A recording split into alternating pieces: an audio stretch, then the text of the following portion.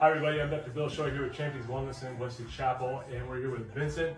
And he came to us about 2 months ago with neck pain that was going to your shoulder, right? Yes. Affecting your tennis game. Yes. You were very frustrated, you couldn't play tennis, and how are you doing now? I'm doing great. Actually, it was affecting my whole way of life. I couldn't work, couldn't use my arm, on the desk to type or anything. I had to just sit in one corner, close to a couch, and I couldn't move until I came here.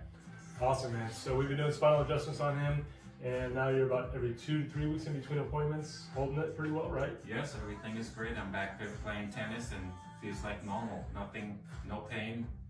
Everything is fine. Wimbledon, watch out.